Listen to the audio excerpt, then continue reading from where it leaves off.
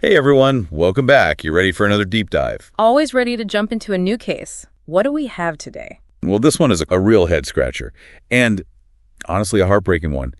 It's the murder of Ricky Vasquez. Oh, I remember hearing about this one. Wasn't he a musician? Yeah, an aspiring music producer. Yeah. Really talented from what I've read. This happened back in 2020. Okay, so not that long ago. No, not at all. And it really shook the community. He was only 29, living in city-state, and like you said, involved in music. But it wasn't just the music scene that felt this loss. Ricky was known for being this incredibly vibrant personality, someone who brought people together. So he was well-liked, a positive force in his community. That makes it even more tragic. Exactly. And what makes this case so perplexing, aside from the fact that it's unsolved, is that from everything we know, Ricky had no criminal history, no ties to anything that would make him a target for violence. So right off the bat, we're looking at a puzzle.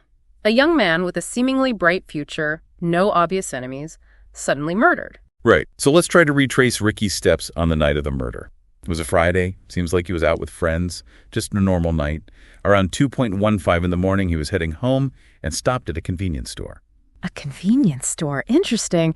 It sounds so ordinary, almost banal, and yet that's where everything changed. These seemingly insignificant details, they can become crucial in an investigation, can't they? They really can. Because, sadly, while Ricky was in that parking lot, he was shot. Multiple times. Multiple times. That points to something more than a random act, doesn't it? It's tough. 3 gunshot wounds, one of them fatal. The brutality of it, especially considering, like we said, Ricky's clean background, it really suggests something more targeted, more personal. Definitely. When you look at the number of shots fired, the fact that he was specifically targeted, it seems like a very deliberate act. And it kind of pushes us away from those initial theories of a robbery gone wrong, right? Right. And of course, the police looked into all of that. Were there any drug connections? Was there someone who had a vendetta against Ricky? But his family was adamant. They said absolutely not. No way was Ricky involved in anything like that. Makes sense. You have the evidence, the cold facts of the case, but then you also have the perspective of those who knew him best. Their insight can be invaluable. It adds a whole other layer to the investigation. And then there were witnesses. People nearby heard an argument, saw 2 men running from the scene right after the shots were fired. Witnesses. That's gotta be helpful. Were they able to give a good description to the police? Well, that's the thing. The descriptions they gave, they were pretty vague.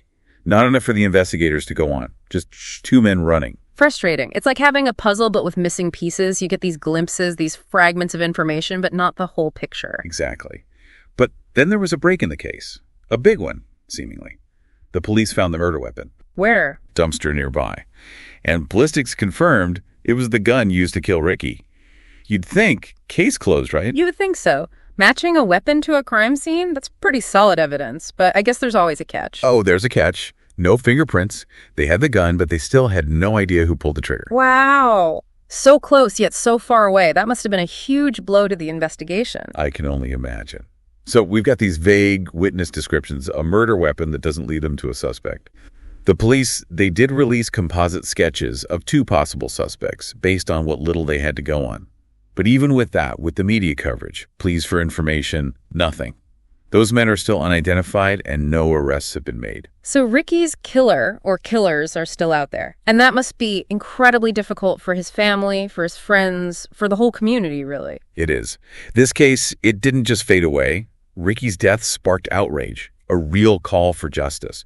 His family, they haven't let this go. They've organized vigils, rallies, anything to keep his memory alive and to keep the pressure on to find his killer. It's a testament to his impact, to how much he meant to people, that they're still fighting for him, for answers. They're even offering a reward, a significant one, for any information leading to an arrest and conviction.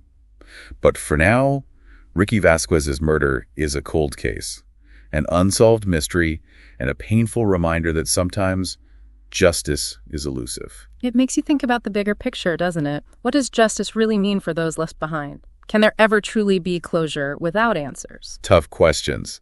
And I think for anyone listening, those are the questions we want to leave you with today. What do you think happened that night? Is there something everyone's missed? A detail, a connection, anything that might help shed some light on this tragedy? Sometimes the smallest thing can make all the difference. Exactly. So if you have any thoughts, any theories, anything at all, we want to hear from you. Let's keep this conversation going. Maybe, just maybe, someone out there holds the key to solving the murder of Ricky Vasquez. Hope never hurts. Never does.